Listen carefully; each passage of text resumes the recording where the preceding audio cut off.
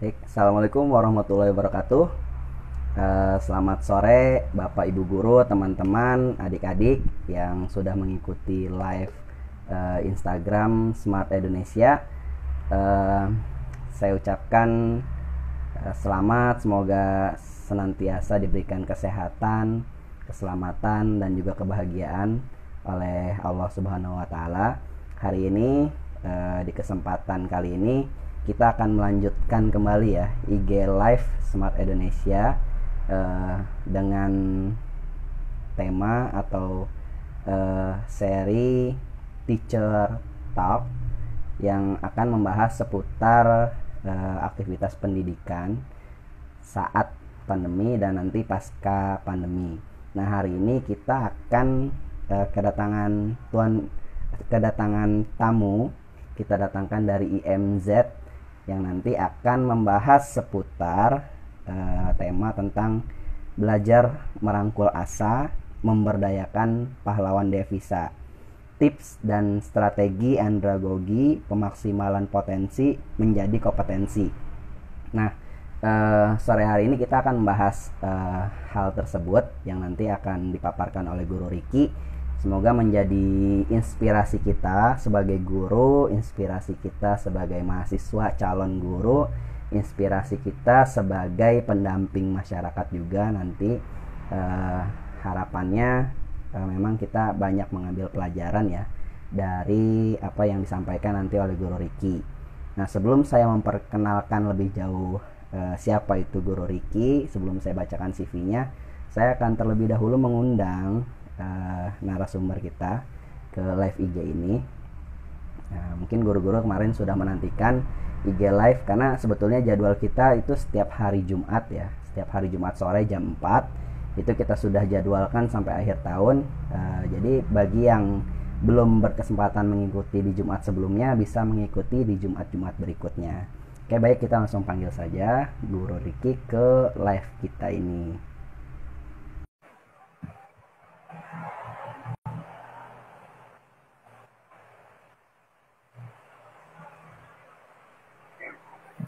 Oke, Assalamualaikum warahmatullahi wabarakatuh, Guru Riki. Waalaikumsalam warahmatullahi wabarakatuh, Berade. Suara saya terdengar jelas, Berade? Alhamdulillah terdengar jelas. Apa kabar, Guru Riki? Alhamdulillah, Berade. Gimana kabar sebaliknya? Ya, Alhamdulillah kabarnya baik. Ya, ini teman-teman guru sudah menantikan paparan materinya Guru Riki nih hari ini. Tapi sebelum kita masuk ke pemaparan materi, mari sama-sama kita buka dengan baca basmalah. Bismillahirrahmanirrahim. Bapak Ibu Guru, adik-adik dan teman-teman sekalian, saya akan membacakan profil Guru Riki terlebih dahulu. Siapa sih Guru Riki ini? Ya. Ini Guru Riki Wirahmawan, SSI MPD. Lahir di Sukabumi 12 Januari 92. Nah, jadi beliau asli dari Sukabumi ya. Sudah menikah, mohon maaf bagi yang teman-teman yang masih jomblo. Ini Guru Riki sudah sold out. Jangan di ping-ping ya nanti Instagramnya. Nah, Guru Riki ini S1 di UIN Sunan Gunung Jati Bandung dan S2-nya di UIN Syarif Hidayatullah Jakarta. Kemudian aktif juga di Sekolah Guru Indonesia ya sebagai senior trainer. Dan sekarang aktif bersama Dompet Duafa di IMZ sebagai IMZ Consulting Program. Nah, jadi Bapak Ibu Guru mungkin yang ingin berkonsultasi terkait program-program yang mungkin ingin dikembangkan itu nanti bisa ke Guru Riki.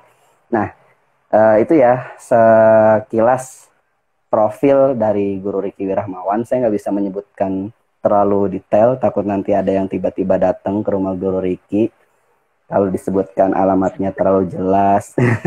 Kayak gitu ya. Karena memang sebelumnya Guru Riki ini banyak fansnya. Kalau isi kegiatan selalu ada fans yang menyertainya gitu. Nah, Guru Riki hari ini kan ingin membahas tentang ini ya. Kemarin belajar merangkul asa, memberdayakan pahlawan devisa, tips dan strategi andragogi pemaksimalan potensi menjadi kompetensi. Nah, karena memang beliau ini eh, belakangan bertugas mendampingi ya para TKI yang belajar dari luar negeri, pembelajaran jarak jauh ya. Nah, untuk lebih jelas dan lengkapnya pembahasannya, saya langsung serahkan ke Guru Riki. Silakan, Guru Riki. Ya, baik. Terima kasih, Guru Ade. Bismillahirrahmanirrahim. Assalamualaikum warahmatullahi wabarakatuh. Waalaikumsalam warahmatullahi wabarakatuh. Ya, alhamdulillahirabbil alamin. Alhamdulillahilladzi ja'ala al-arda was samawat wa ja'ala kulla syai'in mawjudat. Wassalatu wassalamu ala sayyidina Muhammadin shahidis syafa'at.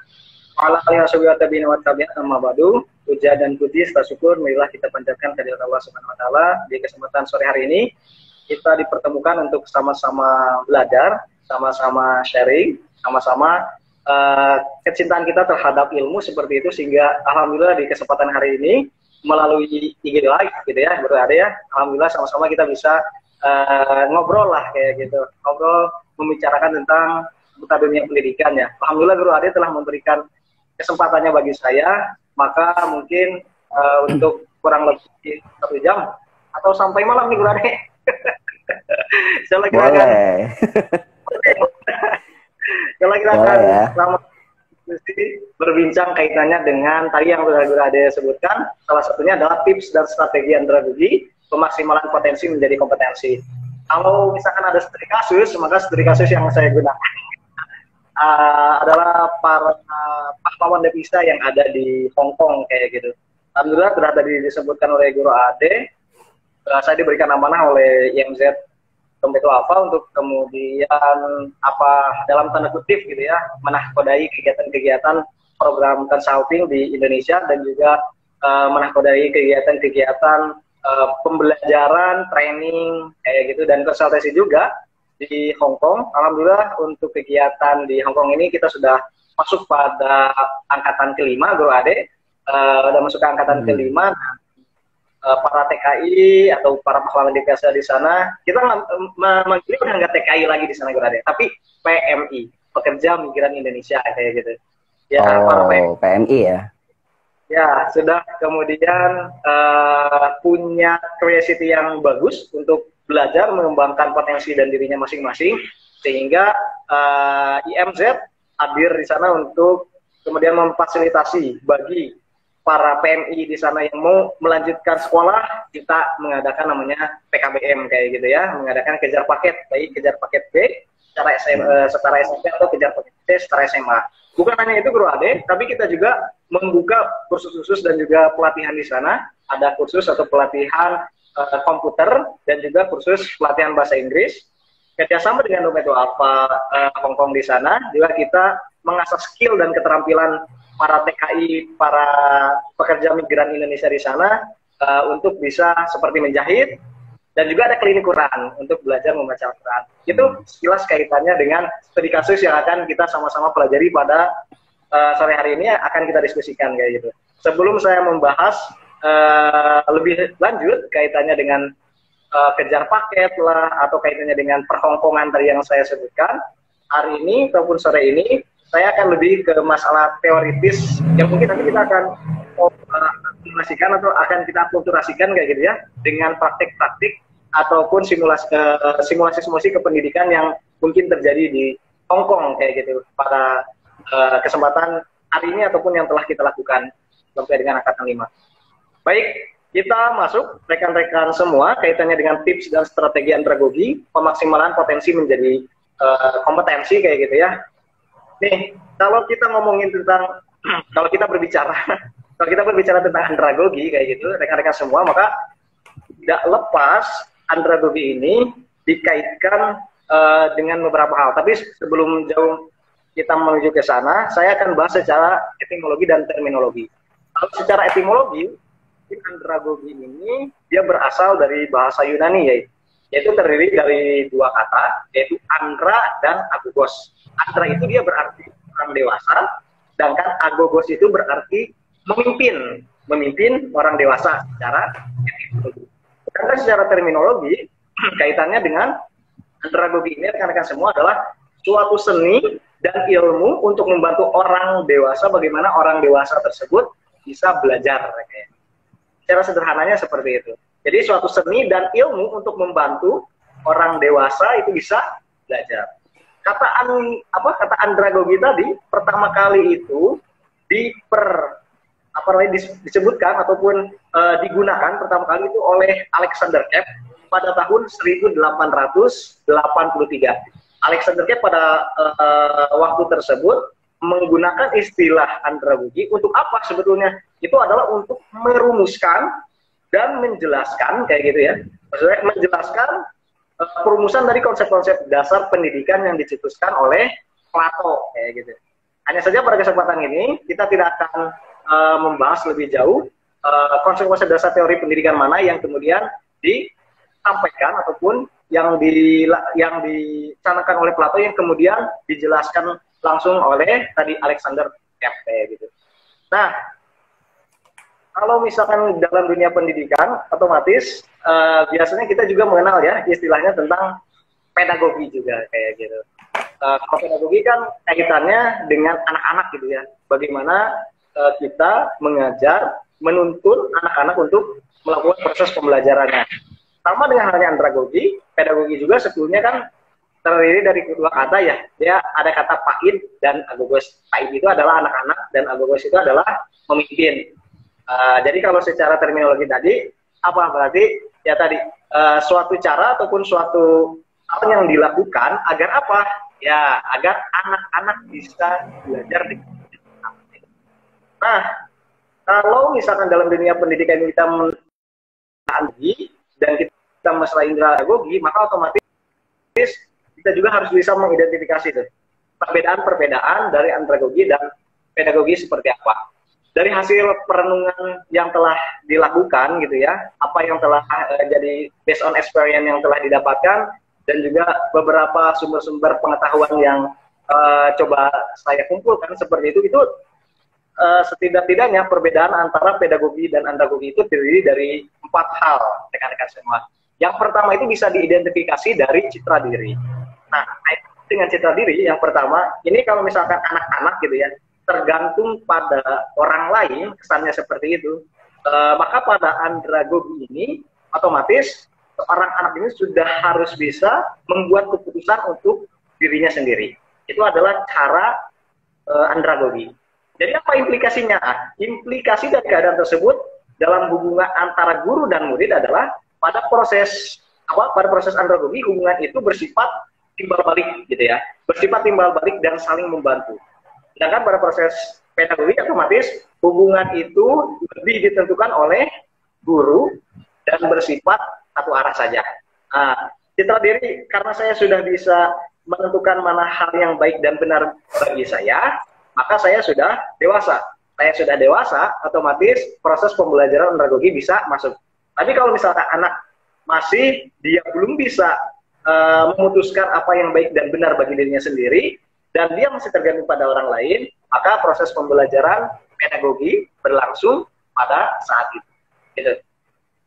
Kemudian, yang kedua, kita bisa mengidentifikasi juga dari kaitannya dengan pengalaman ya, perbedaan yang mendasar yang kedua, tadi citra diri, kemudian yang kedua adalah pengalaman.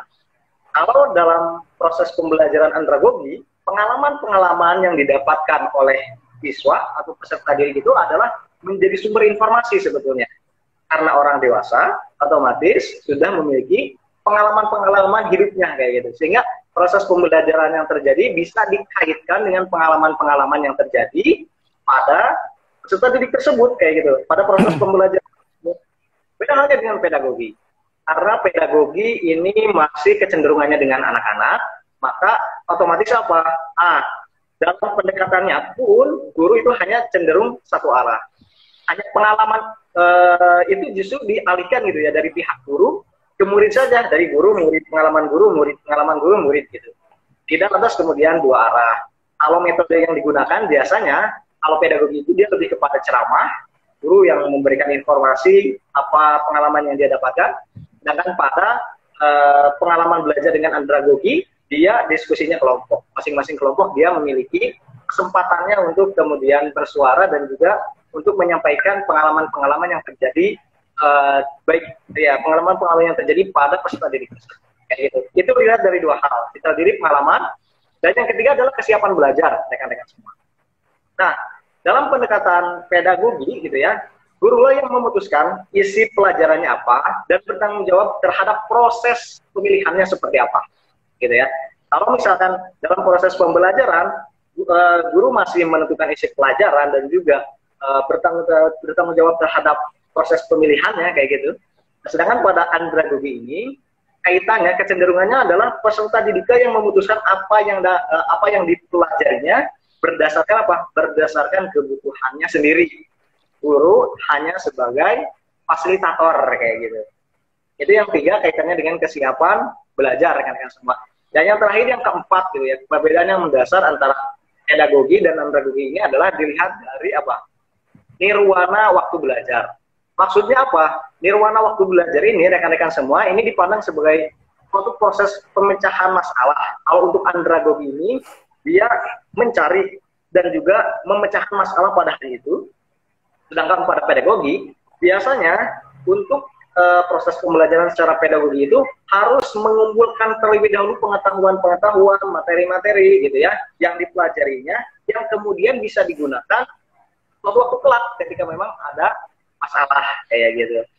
Itu perbedaan yang mendasar antara pedagogi dan andragogi dalam proses pembelajaran sebetulnya. Kalau misalkan kita lakukan identifikasi terhadap bagaimana perbedaan mendasar kayak gitu ya, itu hanya 4 saja. Kemudian masuk pada ranah andragogi lagi, rekan-rekan semua. Kalau kita berbicara tentang andragogi, otomatis kita juga mengenal istilahnya prinsip-prinsip belajar orang dewasa. Karena terkadang seperti ini, terkadang orang dewasa itu tidak mau diperlakukan seperti halnya anak-anak. Dan pun sebetulnya anak-anak tidak lantas kemudian harus diperlakukan seperti orang dewasa dalam tanda kutip. Dia memiliki porsinya masing-masing. Sehingga pada hari ini pun sebetulnya kita cukup kompeten juga atau ya suitable juga gitu ya rekan-rekan semua untuk kemudian belajar bagaimana prinsip-prinsip belajar orang dewasa. Dari pengalaman dan juga beberapa teori yang saya padupadankan, itu setidak-tidaknya kita bisa mengenal prinsip-prinsip belajar orang dewasa itu terdiri dari 7 hal dalam ranah kaitannya dengan andragogi tadi. Apa saja? Orang dewasa, rekan-rekan semua itu akan belajar dengan baik apabila ia secara utuh ambil bagian dalam kegiatan-kegiatan proses pembelajaran itu sendiri.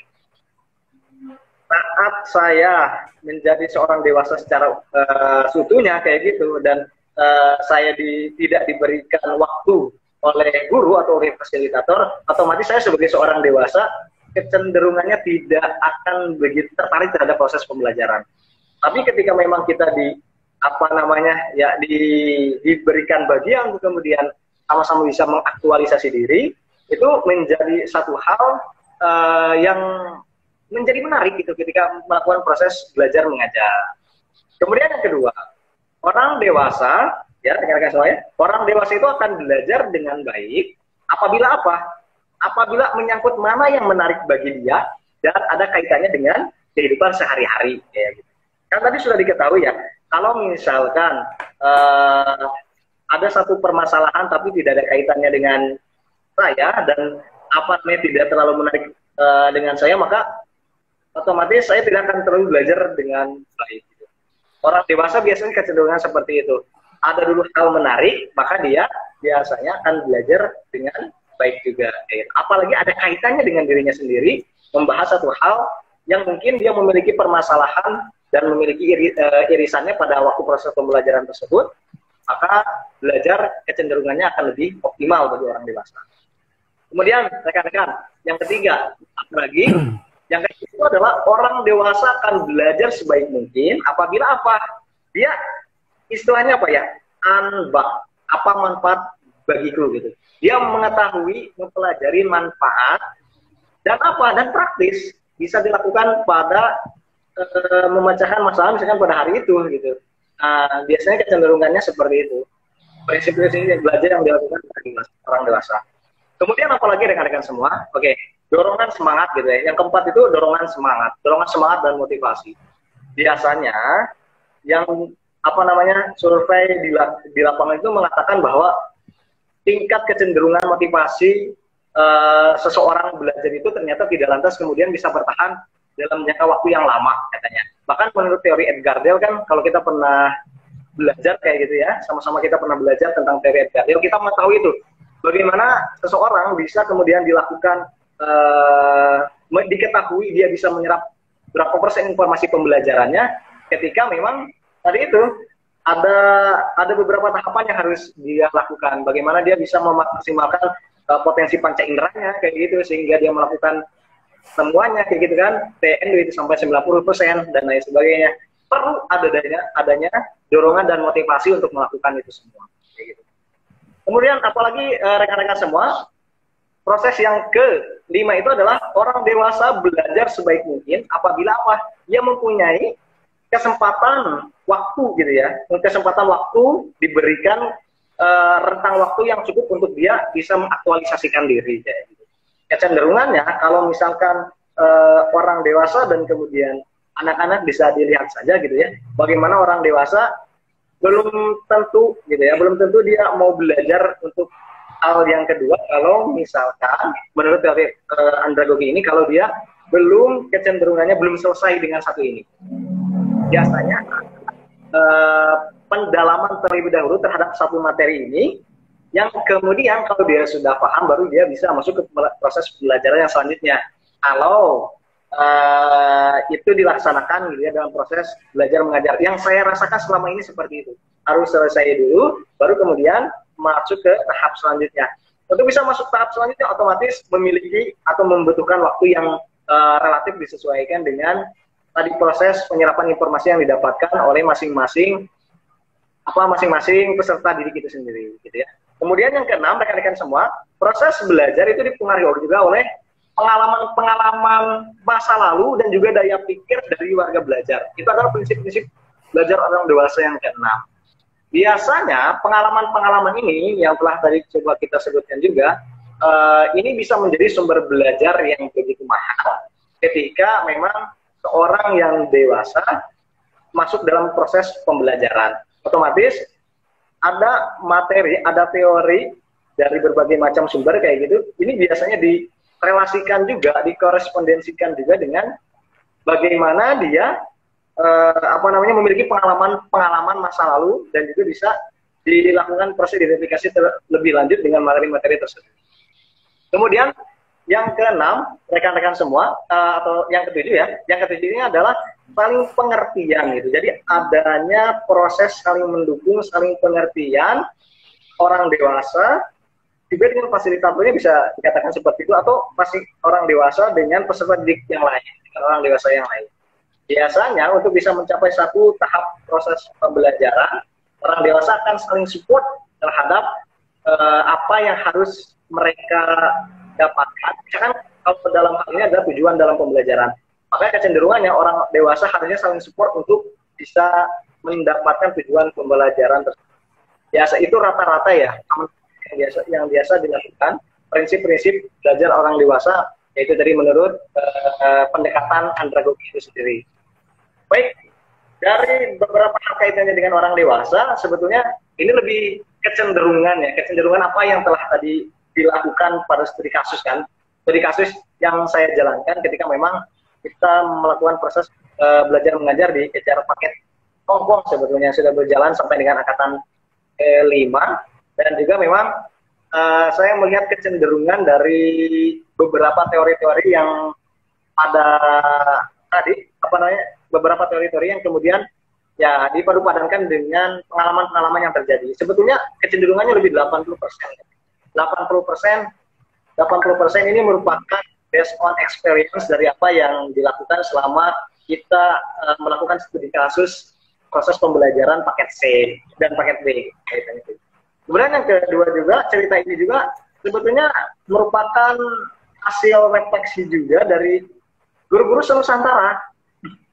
SGI kita kemarin ya Guru Ari ya diberikan kesempatan untuk sama-sama belajar dengan guru-guru Nusantara, sehingga insight-insight yang didapatkan dari proses belajar mereka itu mengidentifikasikan apa yang telah tadi saya tuangkan dari beberapa hasil perenungan tadi gitu, kemudian dituangkan dan juga dipresentasikan dalam tanda kutip diobrolkan pada sore hari ini. Baik, itu kaitannya dengan andragogi. Nah, Guru Ade dan juga rekan-rekan semua, kita akan coba membahas juga kaitannya dengan potensi kayak gitu ya. Kita sebetulnya core-nya itu adalah potensi menjadi kompetensi. Andragogi itu mungkin hanya sebatas apa ya, sebatas intro lah, introduction gitu kalau dalam apa namanya, kalau dalam lagu lah kayak gitu. Nah, kaitannya dengan potensi, Guru Ade, sebenarnya potensi itu apa ya? Kalau menurut saya, kompetensi itu adalah suatu kemampuan ya, suatu kemampuan serta kapasitas individu yang masih apa? Yang masih tersimpan di dalam diri. Gitu. Ya, itu adalah potensi, kemampuan serta kapasitas individu yang masih tersimpan di dalam dirinya, itu merupakan itu menurut Kamus Besar Bahasa Indonesia. Potensi itu adalah apa? Oke, saya bacakan. Menurut Kamus Besar Bahasa Indonesia, KBBI, potensi diri ini merupakan suatu kemampuan serta kualitas yang dimiliki seseorang, namun belum dipergunakan dengan secara maksimal kayak gitu. Jadi ada apa namanya ya, ada kapasitas individu yang masih tersimpan di dalam diri tapi belum teraktualisasikan. Itu adalah potensi. Jenis-jenisnya, guru-guru dan rekan-rekan semua, jenis-jenis potensi diri ini ada yang mengkategorikan 4, ada juga yang mengkategorikan 5 kayak gitu. Itu apa saja potensi-potensi itu gitu ya, karena kita sedang berbicara tentang potensi diri, maka saya akan batasi terhadap potensi diri. Ya, karena ada juga itu yang namanya potensi wisata, misalkan potensi daerah, potensi apa dan lain sebagainya, banyak jenisnya. Tapi pada sore ini kita coba batasi pada potensi diri. Nah, potensi diri ini rekan-rekan semua itu bisa kita identifikasi terhadap 4 atau 5 hal lah kayak gitu. Yang pertama, potensi diri ini kaitannya dengan potensi berpikir ya. Rekan-rekan semua, Allah Subhanahu wa taala menciptakan kita gitu ya dengan apa namanya, dengan otak yang begitu sempurna dibandingkan dengan makhluk-makhluk lain di dunia ini kayak gitu. Ini perlu kita syukuri luar biasa. Bagaimana manusia memiliki 10 pangkat 12 sel otak. 10 pangkat 12 sel otak itu sama dengan berapa ya? Berapa tuh? 1 triliun ya, 1 triliun otak. Sel otak dikatakan apa? Neuron ya. Ada kurang lebih 1 triliun sel otak yang dimiliki oleh manusia. Ini adalah potensi biasa. Nah, satu sel otak tadi, satu neuron tadi itu bisa terkoneksi 1 sampai dengan 20.000 koneksi rekan-rekan. Dan proses belajar mengajar sebenarnya atau pada dasarnya adalah ingin memperbanyak koneksi-koneksi itu, sambungan-sambungan neuron, dan memperkuatnya atau mempertebalnya. Ya rekan-rekan semua. Jadi kalau misalkan kita belajar satu hal yang baru, itu sel saraf otak kita, neuron, itu akan tersambung satu. Belajar lagi yang baru akan tersambung satu, dan lain sebagainya. Saat kita melakukan proses pengulangan, maka sambungan itu akan kemudian memperkuat, atau istilahnya atau kata lainnya agak mempertebal kayak gitu ya. Nah, kalau kita belajar biologi kan mungkin kita tahu tuh ada istilahnya akson, dendrit, apalagi lah yang lain-lain yang kaitan dengan sel. Nanti rekan-rekan semua bisa belajar lebih jauh kaitannya dengan itu. Yang ingin saya sampaikan di sini adalah bagaimana potensi diri, potensi manusia yang salah satunya adalah potensi berpikir luar biasa kayak gitu ya, yang harus sama-sama kita maksimalkan sebagai manusia agar potensi itu bisa bermanfaat bagi orang banyak kayak gitu. Kemudian yang kedua adalah selain tadi potensi berpikir, yang kedua adalah potensi emosi, potensi emosional atau emosi. Potensi emosi ini kaitannya dengan apa rekan-rekan semua? Ini kaitannya dengan bagaimana seseorang mengetahui tentang cita rasa, bagaimana dia bisa memahami orang lain, ingin mencintai kayak gitu ya, mencintai dan rasa dicintai, termasuk memperhatikan dan juga diperhatikan, juga menghargai serta dihargai. Kecenderungan-kecenderungan inilah yang sebetulnya merupakan satu potensi yang dimiliki oleh manusia. Namanya adalah potensi emosi. Potensi ini termasuk potensi budaya yang indah. Karena bukankah Allah itu merupakan satu hal yang indah ya, keindahan, dan juga Allah sangat menyukai hal yang indah. Ini merupakan kaitannya dengan potensi emosi yang dimiliki oleh kita sebagai manusia, bagian dari potensi diri itu sendiri. Itu yang kedua. Kemudian yang ketiga, rekan-rekan semua, adalah potensi fisik. Ya, potensi fisik. Oke, kaitannya dengan potensi fisik, saya coba membacakan satu ayat Al-Quran. Itu adalah surat At-Tin. Wat-tini waz-zaitun, wa turi sinin, wa hadzal baladil amin. Laqad khalaqnal insana fi ahsani taqwim. Laqad khalaqnal insana fi ahsani taqwim. Itu artinya apa, rekan-rekan semua? Laqad khalaqnal insana, sesungguhnya Allah telah menciptakan manusia fi ahsani taqwim, dalam rupa yang sebaik-baiknya. Ya. Jadi, alhamdulillah ini satu hal yang perlu disyukuri juga oleh kita, bahwa manusia itu merupakan salah satu ciptaan Allah Subhanahu wa taala yang fisiknya lebih bagus dibandingkan dengan yang lainnya. Kalau dilihat dari morfologisnya gitu ya, kalau dilihat dari luarnya bisa dikatakan seperti itu. Dan kalau misalkan dilihat dari fisiologisnya atau kaitannya dengan bagaimana fisik ini bisa bekerja, potensi fisik yang bagus adalah ketika memang bisa dilihat bagi orang-orang yang menjadi binaragawan, atlet, dan lain sebagainya kayak gitu, mereka bisa menjadi seorang yang mengerahkan potensi fisiknya yang luar biasa bagus, sehingga dia bisa berlari cepat, misalkan badannya bisa terbentuk, dan lain sebagainya. Itu merupakan bagian dari potensi juga. Itu adalah potensi fisiknya. Kemudian yang keempat, rekan-rekan semua, kalau berbicara tentang potensi, kita juga mengenai di sini adalah potensi sosial. Nah, kalau potensi sosial ini adalah bagaimana ya kapasitas seseorang ini dia bisa menyesuaikan diri atau adaptasi terhadap lingkungannya. Biasanya orang-orang yang memiliki potensi sosial yang bagus, kecenderungannya dia tentram, adem ayem dengan orang lain kayak gitu. Karena dia biasanya bisa beradaptasi dengan bagus.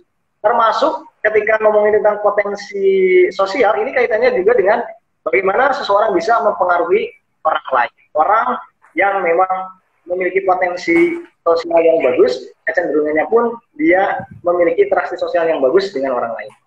Itu yang keempat. Dan yang kelima, ada yang mengatakan 5 gitu ya, potensi diri itu. Tadi yang telah saya sampaikan 4 itu merupakan amennya secara umumnya, dan yang kelima itu adalah potensi daya juang. Nah, kaitannya dengan potensi daya juang, bagi seorang pembelajar, bagi seorang siswa, bagi seorang guru juga harus merupakan seorang pembelajar kayak gitu ya. Kaitannya dengan potensi daya juang ini, bagaimana dia bisa mengejawantahkan, kaidah-kaidah dalam berjuang dalam dunia pendidikan misalkan. Orang yang paham betul potensi daya juangnya sebagai manusia, maka dia tidak akan kemudian keluar dari hal-hal yang dirasa tidak nyaman. Misalkan belajar kecenderungannya dulu zaman gitu ya. Bukan kecenderungannya lagi, bahwa zaman gitu ya. Panjang waktunya. Bagi orang-orang yang mengerti potensi daya juang ini, maka kecenderungan waktu yang lama ini tidak lantas kemudian membuat dirinya sulit. Gitu. Karena belajar itu merupakan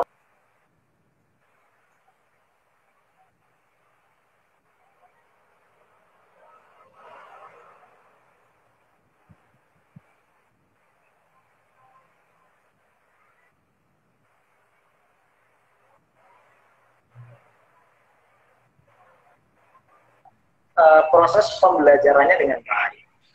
Sehingga apa yang terjadi dalam proses pembelajaran itu pasti akan ada yang keluar, ada yang DO, ada yang tidak sanggup untuk mengikuti proses pembelajaran dan lain sebagainya. Manusia yang memiliki potensi daya juang yang baik dan paham terhadap potensinya ini, maka otomatis dia tidak akan puas saat mengetahui suatu pengikut atau orang yang bisa tanpa memiliki daya juang yang baik itu sedikit. Kemudian yang keempat itu adalah HPAG. HPAG itu adalah halangan, tantangan, ancaman, dan juga godaan. Orang-orang yang memiliki potensi daya juang yang tinggi, otomatis dia tidak akan kalah dengan yang namanya HPAG dalam proses pembelajaran. Halangan, tantangan, ancaman, dan godaan itu ya dianggap batu loncatan agar dia bisa menjadi pribadi yang lebih baik ke depannya. Itu adalah berbagai macam potensi yang kelima lah ya, yang sebetulnya di sebagian referensi menyebutkan, tapi sebagian juga tidak. Tapi ini menjadi penting bagi kita semua untuk kemudian merefleksikan bagaimana ternyata manusia memiliki potensi daya juang yang bagus. Ketika memang dia paham betul akan potensinya tersebut. Baik, rekan-rekan semua. Nah, kaitannya dengan potensi tadi, kemampuan potensi diri itu kalau kita berbicara dengan teorinya siapa ya, multiple intelligence, siapa berarti saya lupa. Howard Gardner kah? Siapa? Ya, multiple intelligence itu. Siapa? Kalau misalkan di sini dikatakan sebagai kemampuan potensi diri itu, setidak-tidaknya kemampuan potensi diri itu dibedakan menjadi yang pertama itu ada kemampuan sosiologis, di mana peka terhadap permasalahan sekitar. Orang-orang yang memiliki kemampuan sosiologis yang bagus biasanya apa? Biasanya dia peka terhadap permasalahan sekitar kayak gitu ya. Bukan masalah kepoan, tapi memang sudah dari sananya dia memiliki potensi itu kayak gitu. Dia memiliki kompetensi bagaimana indera itu peka terhadap permasalahan sekitar. Kemudian yang kedua adalah kemampuan naturalis. Kemampuan naturalis ini adalah apa? Kemampuan memahami kehidupan ekologi di bumi. Kayak gitu ya. Orang-orang yang memiliki kemampuan naturalis itu akan merasa sakit ketika bumi atau lingkungan hidupnya disakiti juga dalam tanda kutip. Ketika melihat sampah, ketika melihat pohon tumbang dan lain sebagainya, dia akan paling depan gitu untuk kemudian berjuang menjadi pegiat lingkungan biasanya. Nah, orang-orang yang memiliki kemampuan ini biasanya dia kecenderungannya seperti itu, kemampuan naturalis. Kemudian yang ketiga adalah kemampuan musikal, rekan-rekan semua ya. Kemampuan musikal ini kaitannya tentang kecerdasan orang-orang, bagaimana dia bisa menciptakan harmoni lewat suara, bagaimana dia bisa menginterpretasikan nada, bagaimana kemudian seseorang yang memiliki kemampuan musikal yang bagus bisa bereksperience dengan nada-nada dengan musik-musik kayak gitu. Nah, dan biasanya orang-orang yang memiliki kemampuan musikal yang bagus pun ya dia kecenderungannya akan selalu juga mendengarkan dalam tanda kutip ya, mendengarkan musik untuk menjadi salah satu inspirasinya. Biasanya seperti itu. Ya makanya kita mengenal istilahnya dalam dunia pendidikan kan anak yang audio kayak gitu ya. Mungkin kecerdasan dalam musikalnya bagus. Kemudian yang keempat adalah kemampuan spasial. Kalau kemampuan spasial ini adalah kecerdasan yang berhubungan dengan adanya pemahaman akan ruang spasial ya rekan-rekan semua ya. Misalkan saya kasih contoh ini adalah sopir profesional. Saat seorang sopir profesional mungkin tersesat di satu tempat kayak gitu ya, di suatu jalan, maka dia akan kembali pada jalur yang benar dan dia dengan sendirinya sadar kayak gitu ya akan spasialnya itu sendiri, spasialnya. Orang-orang yang memiliki kemampuan spasial yang bagus, dia juga akan memiliki mind mapping yang luar biasa bagus di kepalanya untuk mengetahui rute jalan yang benar. Biasanya seperti itu. Kemudian rekan-rekan semua yang kelima itu adalah kemampuan visual. Kalau kemampuan visual ini adalah kecerdasan dalam menciptakan kreasi visual.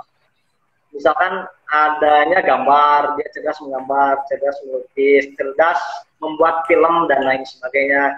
Mengedit video termasuk itu adalah seseorang bagaimana dia memiliki kecerdasan visual yang luar biasa. Bahkan mungkin bagi sebagian orang membuat flyer itu hal yang sulit, termasuk bagi saya gitu. Tapi bagi seorang juga seperti halnya Guru Ade luar biasa jago membuat flyernya. Guru Ade ini adalah orang yang memiliki kecerdasan visual yang luar biasa, kayak gitu. Itu contohnya. Kemudian selanjutnya adalah yang nomor 6 adalah kemampuan logika kayak gitu ya. Kemampuan logika ini kaitannya dengan kecerdasan logis dan sistematis atau numerikal matematikaan. Kemampuan-kemampuan ini didapatkan ketika misalkan kita bisa melihat bagaimana seseorang bergerak ataupun kemudian berpikir tentang satu hal yang sistematis, cerdas sistematis kayak gitu. Biasanya dilihat dari matematik kayak gitu, bagaimana dia terhadap algoritma, misalkan dan lain sebagainya. Kemudian yang kedua adalah kemampuan linguistik. Rekan-rekan semua, kemampuan linguistik ini kaitannya dengan apa? Kemampuan bahasa ya, verbal dia, bagaimana dia bisa menguasai berbagai macam bahasa, mungkin bagaimana dia bisa kemudian termasuk pidato di kelas kayak gitu. Itu masih juga bagi ataupun kemampuan linguistik, jenis kemampuan potensi diri yang dimiliki oleh seseorang. Dan nomor 8 dan nomor 10 adalah kemampuan interpersonal dan kemampuan intrapersonal. Ya. Kalau kemampuan interpersonal ini kecenderungannya apa? Dia memiliki sosial atau hubungan baik dengan orang lain, Dan kalau intrapersonal itu adalah bagaimana seseorang begitu cerdas melakukan proses manajerial terhadap dirinya sendiri, bagaimana dia kemudian bisa mengatur dan juga mengendalikan emosinya menjadi pribadi yang baik. Itu adalah kemampuan intrapersonalnya, termasuk dia mengetahui apa yang sebetulnya dia inginkan. Mungkin bagi beberapa orang kemampuan intrapersonal ini dimiliki, tapi untuk sebagian orang itu mungkin tidak menonjol, kayak gitu ya. Itu kaitannya dengan jenis kemampuan potensi diri yang dimiliki oleh manusia. Ya. Kemudian rekan-rekan semua, setelah kita membahas tentang tadi potensi dengan berbagai macam halnya, coba kita akan masuk pada ranah kompetensi. Nah, kompetensi ini apa rekan-rekan semua? Menurut etimologi, kompetensi itu adalah diartikan sebagai kemampuan yang dibutuhkan melakukan atau melaksanakan pekerjaan yang dilandasi oleh 3 hal. Pengetahuan, keterampilan, dan sikap kerja. Jadi kalau dalam dunia pendidikan, bersatunya antara 3 aspek ini ya, pengetahuan atau biasa dikenal dengan pengetahuan apa berarti? Knowledge Gitu ya. Kemudian apalagi keterampilan itu apa? Psikomotorik ya? Afektif ya? Afektif. Keterampilan oh iya, psikomotorik. Ya. Psikomotorik. Nah itu merupakan apa? Ketika bersatunya 3 hal ini, dia akan menjadi satu kompetensi kayak gitu. Bisa juga dikatakan sebagai potensi yang kemudian timbul tapi memenuhi 3 syarat tadi. Dia pengetahuannya ada, keterampilannya ada, dan juga sikap kerjanya pun ada. Nah, jenis-jenis kompetensi, kalau kita ngomongin kompetensi ini, juga kita akan begitu banyak berbicara tentang kompetensi dalam dunia bisnis, bisa juga kita bisa kita bahas, bisa juga kaitannya dengan jenis-jenis kompetensi dalam dunia pendidikan. Kita akan singgung sedikit-sedikit kayak gitu ya. Rekan-rekan semua, bagi mahasiswa yang mau sebentar lagi mengikuti dunia pekerjaan kayak gitu ya, perlu juga mengetahui itu jenis-jenis kompetensi dalam dunia bisnis atau pekerjaan itu seperti apa aja, ada apa aja. Itu tidak-tidaknya ada 3 rekan-rekan semua. Yang pertama itu adalah core competencies, yang kedua adalah threshold competencies, dan yang ketiga adalah differentiating competencies. Kalau core competencies ini adalah kompetensi utama ya, kaitannya dengan apa? Dia memiliki kompetensi tentang nilai-nilai organisasi, visi dan misi organisasi, dan juga tujuan organisasi, yang kemudian dia diejawantahkan dalam proses bekerja di perusahaan tersebut kayak gitu. Ini tujuannya untuk apa sih dia memiliki core kompetensi ini? Ini kalau dia kalau dia diharuskan bekerja kayak gitu ya dalam beragam posisi di dalam organisasi tersebut, maka dia tidak akan terkaget-kaget. Core kompetensi ini adalah kompetensi utama sebenarnya yang harus dimiliki oleh masing-masing karyawan dalam suatu perusahaan. Kemudian yang kedua adalah threshold competencies. Kalau threshold competencies ini, rekan-rekan semua, ini kaitannya dengan apa? Yaitu seseorang bisa melakukan pekerjaan secara efektif, kayak gitu ya. Kompetensi yang menjadikan seseorang bisa bekerja secara efektif. Misalkan penjualan saja ya. Seseorang yang ketika mengetahui terhadap suatu produknya dalam dalam yang harus dia sellingkan kepada orang lain kayak gitu, maka dia otomatis memiliki kemampuan yang memadai terhadap mengetahui produknya tersebut dengan baik dan benar. Itu akan merupakan satu hal nilai tambah terhadap kompetensinya kayak gitu. Ini adalah threshold kompetensi. Threshold kompetensi ini, tapi rekan-rekan semua ini tidak menilai performa penjualan, ya. Bisa saja misalkan orang yang memiliki threshold kompetensi ini, ternyata kalau dilihat dari terlihat dari resultnya, terlihat dari hasilnya, nilai penjualannya tidak begitu lebih jauh gitu ya, tidak lebih banyak dibandingkan orang-orang yang tidak memiliki threshold kompetensi. Bisa jadi seperti itu, kayak gitu. Karena ini tidak lantas kemudian menilai performa kalau threshold kompetensi, hanya saja memberikan satu efek terhadap satu pekerja yang memiliki threshold kompetensi yang bagus, maka dia akan melakukan pekerjaannya secara efektif. Kemudian yang ketiga adalah differentiating competencies. Kalau differentiating kompetensi ini adalah membedakan individu dengan rekan-rekan semua ya, itu bekerja secara superior dibandingkan dengan yang lain. Video di saya ini muter-muter, Guru Adik, terdengar nggak? Aman, aman. Jelas tapi ya? Oh aman, baik, kalau aman saya lanjutkan. Kemudian rekan-rekan semua itu kaitannya dengan kompetensi dalam dunia bisnis ya. Kalau kompetensi atau dalam dunia pekerjaan lah. Tapi dalam kompetensi dalam dunia pendidikan, mungkin kita mengenal tuh kompetensi guru. Nah, kompetensi guru, rekan-rekan semua bisa lihat dalam peraturan pemerintah nomor 19 tahun 2005 pasal 28 ayat 3 butir A sampai dengan butir D. Itu dijelaskan begitu rinci ya. Bagaimana seorang guru harus memiliki 4 kompetensi utama yang harus dimiliki oleh guru. Kompetensi pedagogik, kompetensi kepribadian, kompetensi profesional, dan kompetensi sosial. Ya, kompetensi sosial. Kompetensi pedagogik, bagaimana seorang guru bisa kemudian merancang proses pembelajaran, mendelivery proses pembelajaran, melakukan proses asesmen terhadap pembelajaran, sampai dengan mengembangkan peserta didiknya, itu ada dalam ranah kompetensi pedagogik. Kompetensi kepribadian itu bagaimana seorang guru memiliki akhlakul karimah, akhlak yang mulia, yang mantap, yang stabil kayak gitu, yang dewasa, arif, berwibawa kayak gitu, dan menjadi teladan bagi peserta didiknya. Itu terjawantahkan juga dalam peraturan pemerintah nomor 19 tahun 2005 itu.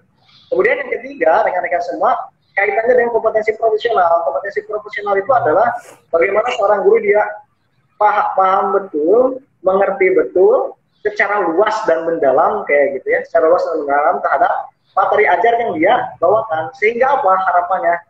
Sehingga siswa-siswa yang menjadi peserta didiknya itu sendiri bisa kemudian menyerap informasinya dan tujuan pembelajarannya bisa tercapai. Yang keempat adalah kompetensi sosial. Kompetensi sosial itu menurut peraturan pemerintah nomor 19 tahun 2005 pasal 28 ayat 3 butir D itu disebutkan bahwa kompetensi sosial ini menyangkut pada bagaimana seorang guru bisa kemudian menempatkan dirinya sebagai bagian dari masyarakat sekitar, bagian dari orang yang berinteraksi sosial antara guru dan guru yang lain, guru dengan siswa kayak gitu ya, secara efektif dan melakukan komunikasi yang baik. Kayak gitu. Itu kaitannya dengan jenis-jenis kompetensi. Kemudian rekan-rekan untuk belakangan ini ya, Dirjen GTK, Direktorat Jenderal Guru dan Tenaga Kependidikan, itu memberikan semacam arahan kepada para guru untuk memberikan kompetensi abad 21 kepada siswa-siswinya. Itu terdiri dari 4 hal ya. Ini kompetensi yang harus dimiliki oleh siswa-siswi kita. Yang pertama itu adalah mampu berpikir kritis. Ya. Mampu berpikir kritis. Yang kedua adalah kerjasama dalam hal networking atau kaitannya dengan jaringan. Kemudian yang ketiga adalah kemampuan berkomunikasi, dan yang keempat adalah inovasi. Jadi ada 4 hal yang harus guru-guru tanamkan kepada anak-anak di abad 21. Mampu berpikir kritis, kerjasama dalam hal networking atau jaringan, memiliki kemampuan komunikasi yang bagus, dan dia bisa melakukan inovasi dalam kreativitas. Rekan-rekan semua kaitannya dengan kompetensi. Dan yang terakhir ini bagaimana mengembangkan potensi menjadi kompetensi setelah kita mengetahui itu halnya kaitan dengan andragogik, kompetensi, lantas kemudian bagaimana ketika seseorang ingin mengembangkan itu semua gitu ya. Tidak-tidaknya ada 4 hal rekan-rekan semua agar pengembangan potensi itu bisa menjadi kompetensi dan bisa mendukung kayak gitu ya, mendukung pemaksimalan potensi itu sendiri. Yang pertama, rekan-rekan semua, lakukan introspeksi diri gitu ya. Pengukuran individual atau self assessment, pengukuran terhadap diri sendiri menjadi satu hal yang sangat penting. Ketika dia bisa mengukur dirinya, dia bisa mengukur potensi yang ada dirinya, otomatis dia harusnya bisa kemudian melakukan next schedule. Schedule selanjutnya apa yang akan dia lakukan, apa yang dia kerjakan untuk kemudian meningkatkan menembakkan potensi itu menjadi kompetensi. Yang pertama, introspeksi diri, pengukuran individual. Itu sangat wajib dilakukan oleh kita-kita yang ingin kemudian menjadikan potensi menjadi kompetensinya. Kemudian yang kedua, rekan-rekan semua, Kalau kita merasa diri kita ini, wah saya masih galau, saya masih bingung, untuk bisa mengukur diri ini sebetulnya potensi saya di mana, kompetensi yang harus saya bangun itu apa, kayak gitu. Maka yang kedua ini satu hal yang mungkin menjadi solusi. Itu apa? Tes psikologi, rekan-rekan. Tes psikologi, kaitannya dengan tes psikologi, ya. Tes psikologi itu mengukur potensi, ya. Sedangkan untuk asesmen itu beda lagi. Jadi kalau kompetensi itu asesmen. Gitu. Tes psikologi sekali lagi itu mengukur potensi, sedangkan asesmen itu adalah untuk mengukur kompetensi. Biasanya yang dilakukan oleh perusahaan-perusahaan jika memang hanya untuk karyawan dan staf, supervisor staf ke bawah, biasanya cukup dengan tes potensi. Biasanya yang dilakukan adalah tes psikologi tadi, ya. Di MZ sudah melakukan itu, sudah.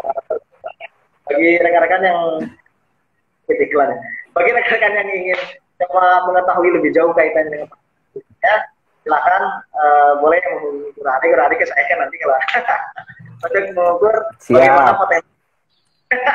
Bagaimana untuk mengukur potensi di sana ya rekan-rekan semua. Saat memang kita bisa mengukur potensi, biasanya banyak tes yang disediakan dan tes yang tersebut itu berbau tentang potensi itu sendiri. Biasanya tes yang dilakukan misalkan draw man gitu ya, menggambar manusia, menggambar pohon, tes Holland 1, 2, 3, tes multiple intelligence juga di sana, tes CFIT, CFIT, A dan B gitu ya, Quartic test, tes diferensial, WPT gitu, dan wawancara psikologis yang lainnya. Itu yang dilakukan untuk bagaimana mengukur potensi. Tapi kalau misalkan karyawan suatu perusahaan yang dibutuhkan adalah kelas manager up, kelas manager ke atas, manajer gitu ya, general manager sampai dengan direktur, bahkan biasa kita menggunakan tesnya itu bukan tes potensi lagi, tapi adalah tes kompetensi. Tes kompetensi ini dilakukan dengan asesmen, lebih kompleks dibandingkan tes potensi mungkin kayak gitu ya, karena ini mengukur kompetensi based on experience biasanya kayak gitu, melihat jejak-jejak apa yang dilakukan oleh calon dari karyawan. Biasanya kayak gitu untuk mengukur tes kompetensi. Maka untuk mengembangkan potensi kan tadi ingin menjadi kompetensi yang harus dilakukan apa? Tes potensi dulu. Tes potensi itu adalah melakukan tes psikologi yang tadi saya sebutkan. Yang ketiga yang harus dilakukan agar memang kita bisa mengembangkan potensi menjadi kompetensi apa? Dukungan lingkungan. Ya, dukungan lingkungan ini sangat luar biasa berpengaruh terhadap orang, terhadap kita yang ingin kemudian mengembangkan potensinya. Keluarga dan masyarakat sekitar otomatis menjadi dari stakeholder yang bisa mendukung dan bisa mengembangkan potensi bagi individu yang ingin mengembangkan potensi tersebut menjadi kompetensi. Yang selanjutnya adalah sarana dan prasarana. Misalkan tadi disebutkan bahwa untuk kecerdasan musikal misalnya, potensi dia kecerdasan musikalnya luar biasa bagus, tapi tidak memiliki alat musik.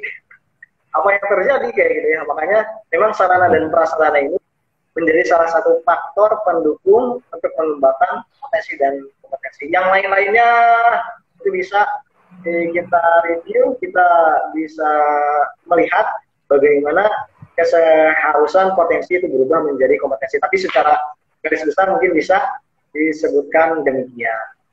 Saya rasa itu saja dulu Bro Ade. Kalau nanti ada kalau ada pertanyaan ataupun ingin ada ekstra materi gitu ya, mungkin ingin mengetahui itu bedanya dengan passion, bakat, minat apa, boleh. Tapi sekarang kita batasi dulu sampai dengan potensi dan kompetensi.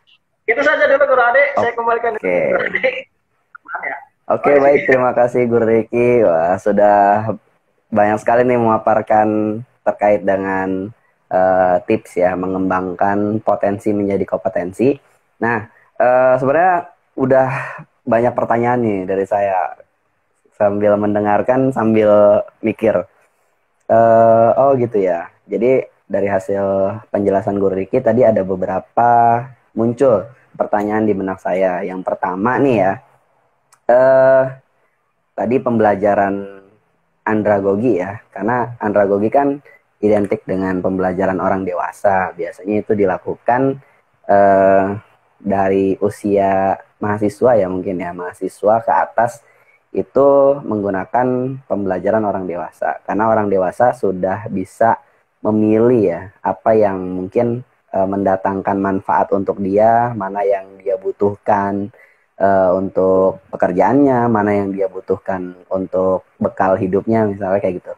Nah, pertanyaan saya yang pertama, apakah tipe pembelajaran andragogi ini bisa diberikan untuk anak-anak yang jenjang dasar dan menengah? Karena anak-anak jenjang dasar dan menengah sekarang juga punya pemikiran kritis seperti itu. Ketika saya sekolah di sini, apa yang akan saya dapatkan?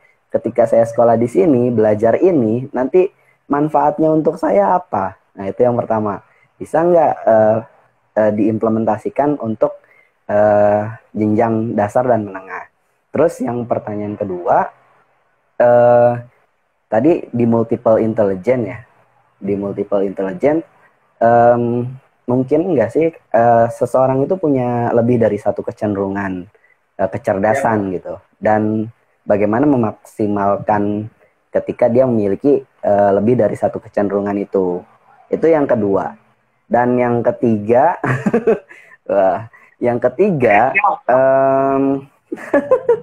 aduh, lupa nih. Yang ketiga apa tadi tuh? Oh, yang ketiga, di abad 21 ini kan pembelajarannya sudah mulai bergeser nih ya. Dari yang tatap muka menjadi jarak jauh gitu. Dari tatap muka menjadi pembelajaran jarak jauh. Bagaimana mengoptimalkan peran guru dan orang tua untuk mendampingi nih potensi-potensi anak dan siswanya sehingga dia menjadi sebuah kompetensi untuk anak dan siswa. Itu 3 dulu. Baik. Silakan dijawab. Pertanyaannya, apa namanya kaitannya dengan pertanyaan-pertanyaan Guru Ade. Yang pertama, pedagogi bisa, maksudnya anak-anak apakah kemudian yang kaitannya dengan SMP, SMA kayak gitu ya, apakah bisa lantas kemudian proses pembelajarannya itu dilakukan andragogi gitu ya Guru Ade ya? Ini secara sederhana kayak gitu. Sebetulnya sangat memungkinkan sekali Guru Ade, sangat memungkinkan sekali kalau misalkan kan kalau kita lihat klasifikasikan usia itu yang dikatakan dewasa itu sebetulnya berapa tahun ya, kemudian remaja itu berapa tahun, kemudian anak-anak itu berapa tahun. Dalam dunia pendidikan mungkin Guru Ade lebih paham kaitannya dengan pengklasifikasian itu, tapi yang pernah saya dengar gitu ya Guru Ade ya, kalau berbicara tentang pengklasifikasian anak-anak dalam usia itu yang dikatakan dewasa itu katanya sih rentang waktu dewasa atau enggak lagi pemuda kayak gitu ya. Dewasa atau sama dengan tidak lagi pemuda itu lebih dari 40 tahun. Katanya seperti itu katanya. Yang dikatakan pemuda itu adalah usia rentang balik 18 sampai dengan 40 tahun. Itu salah satu sumber buku yang pernah saya baca ketika saya pernah berkecimpung di dunia Karang Taruna. Saya lupa nama bukunya apa, tapi waktu di Karang Taruna pernah dibahas, diberikan juga informasi-informasi mendalam kaitannya dengan kepemudaan kayak gitu ada gitu. Nah, sehingga apa? Sebetulnya kalau dikatakan SMP dan SMA apakah bisa kemudian dilakukan proses pembelajaran andragogi, ini sangat-sangat bisa, karena yang pertama dilihat dari usia mungkin beranjak dari anak-anak menuju dewasa kayak gitu ya. Kecenderungan mereka untuk berpikir kritis pun seharusnya itu harus sudah tumbuh kayak gitu. Apalagi yang tadi yang disebutkan oleh DPK ya, Direktorat Jenderal Guru dan Tenaga Kependidikan, mengisyaratkan kompetensi abad 21 yang nomor 1 itu adalah mampu berpikir kritis kayak gitu. Kalau mampu berpikir kritis dan kemudian hasil dari beberapa perenungan dan juga tadi yang telah saya sampaikan dari beberapa teori yang ada kaitannya dengan andragogi, ternyata andragogi itu salah satunya itu adalah tambah manfaat bagiku kayak gitu. Sehingga sangat inline, sehingga proses pembelajaran andragogi sebetulnya kalau menurut persepsi saya pribadi ini sangat mungkin dilakukan untuk anak-anak yang cenderung pra dewasa, artinya dari SMP ke SMA itu sangat memungkinkan kayak gitu. Kebetulan dari segi sosial dan juga segi apa namanya mental dan juga usia, dan yang kedua adalah apa yang disampaikan oleh Direktur Jenderal Guru dan Tenaga Pendidikan untuk memberikan fasilitas abad 21 kepada anak-anak, salah satunya adalah mampu berpikir kritis. Itu yang pertama mungkin. Kemudian yang kedua, ketiga dulu deh. Yang ketiga itu adalah bagaimana memaksimalkan potensi anak di era pandemi kayak gini ya, gitu.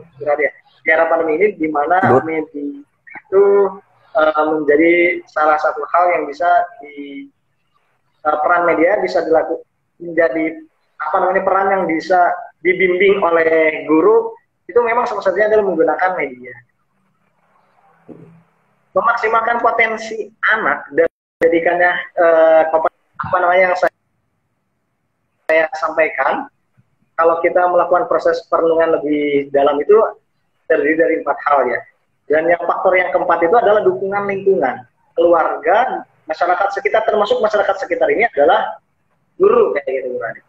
Jadi alangkah lebih baiknya ketika memang seorang guru di awal sudah melakukan proses asesmen kepada peserta didiknya, misalkan dilihat dari gaya belajarnya, kan di awal biasa suka ada ya gaya belajar, harusnya seperti itu. Gaya belajarnya apa? Apakah dia audio, kinestetik atau visual? Kemudian multiple intelligence dia di mana kayak gitu. Harusnya di awal dulu sebelum melakukan proses pembelajaran kan melakukan proses mapping dulu tuh, mapping kompetensi, bukan kompetensi, mapping apa yang menjadi kecenderungan peserta didiknya. Dari hal-hal tersebut, kalau memang guru sudah mendapatkan mapping di kelasnya, maka otomatis yang harus dilakukan selanjutnya adalah melakukan proses pengembangan tadi. Nah, dengan era digital seperti ini, guru menggunakan media pembelajaran jarak jauh seperti ini, maka yang bisa dilakukan oleh guru adalah melakukan proses assessment tapi by teknologi itu sendiri kayak gitu. Misalkan dia bisa membuat checklist gitu ya, kan kita pernah belajar tuh yang namanya assessment tuh. Dalam assessment sendiri kan ada yang namanya beberapa hal ya, ada beberapa hal untuk bisa kemudian mengukur potensi atau kompetensi peserta didik kita kayak gitu.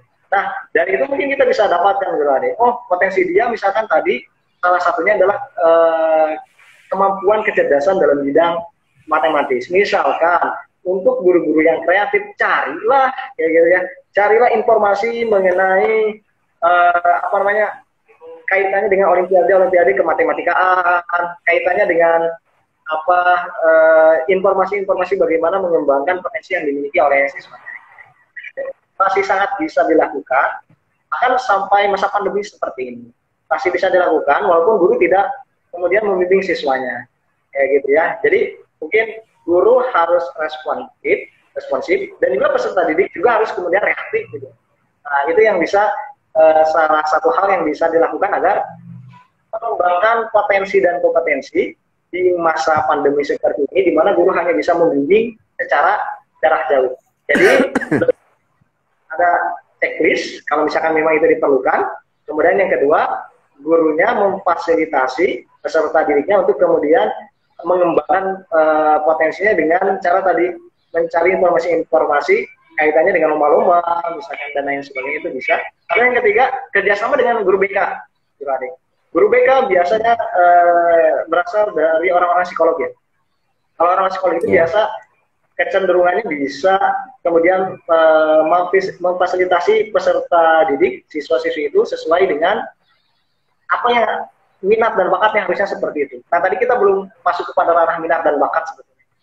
Seorang guru BK ketika memang dia bisa memappingkan minat dan bakat peserta didik, maka yang harus selanjutnya dilakukan misalkan berkomunikasi dengan wali kelasnya, apa yang harus selanjutnya dilakukan. Itu adalah 3 hal yang bisa dilakukan oleh guru dalam membimbing peserta didiknya untuk kemudian meningkatkan potensinya menjadi kompetensi. Kemudian yang terakhir adalah kaitannya dengan multiple intelligence. Multiple intelligence ini, apakah setiap individu dia memiliki lebih dari, bisakah memiliki 2 multiple intelligence? Sangat bisa, Bro Ade. Jadi saya pernah mengetes dan di IMZ ini ada tes multiple intelligence kayak gitu.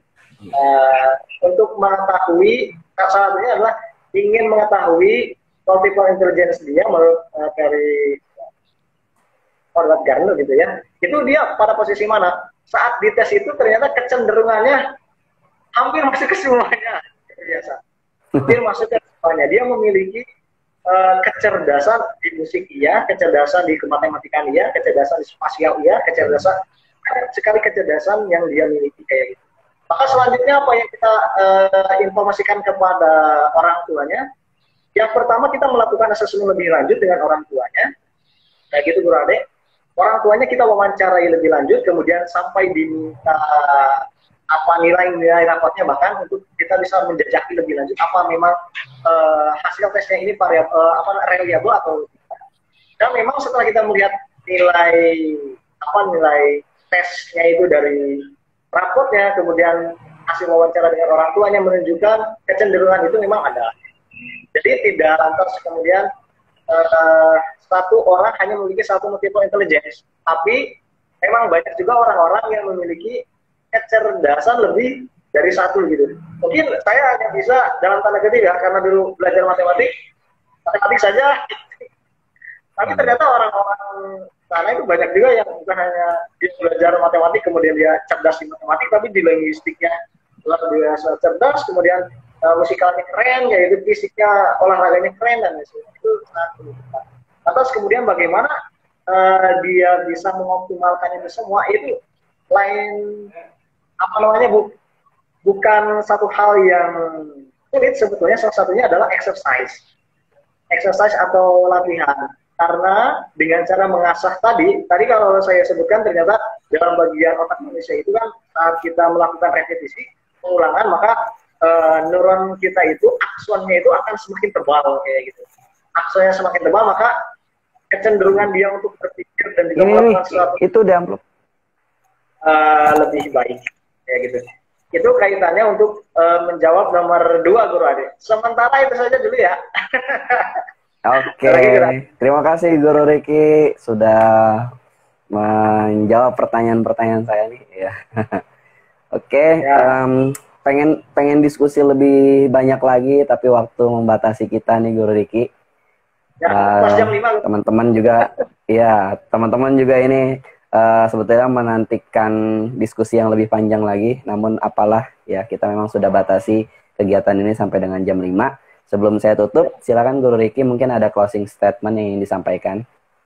Baik, terima kasih Guru Ade atas kesempatan waktunya. Sebenarnya rekan-rekan semua, salah satu cara yang baik gitu ya untuk kemudian sama-sama kita mengembangkan potensi menjadi suatu kompetensi. Dan memang studi kasusnya adalah tadi pendekatan andragogi. Salah satu yang paling baik itu adalah ketika kita memang mengenali apa yang kita miliki, tidak lantas kemudian kita ragu untuk komunikasi dengan orang lain. Dan yang ketiga, terbuka terhadap berbagai macam informasi, situasi, dan juga mengikuti arus perkembangan zaman yang ada. Dengan melakukan hal-hal itu, sebetulnya potensi apa yang kita miliki itu akan semakin bisa maju, berkembang, dan kemudian bisa kita maksimalkan menjadi kompetensi yang semoga bisa bermanfaat buat kita sendiri dan juga buat orang lain. Itu saja mungkin Guru Ade. Oke, baik. Terima kasih banyak Guru Riki sudah mau meluangkan waktunya untuk berbagi ilmu pada kami dan teman-teman nih, para followers IG Smart Indonesia. Saya juga mengucapkan terima kasih yang sudah mengikuti live ini dari awal sampai akhir. Mohon maaf bila ada yang kurang berkenan. Mari sama-sama kita akhiri dengan baca hamdalah. Alhamdulillahirrahmanirrahim. Sekali lagi terima kasih banyak Guru Riki. Saya tutup. Billahi taufiq wal hidayah. Assalamualaikum warahmatullahi wabarakatuh. Waalaikumsalam warahmatullahi wabarakatuh. Terima kasih Guru Ade semuanya. Terima kasih banyak Guru Riki. Ya.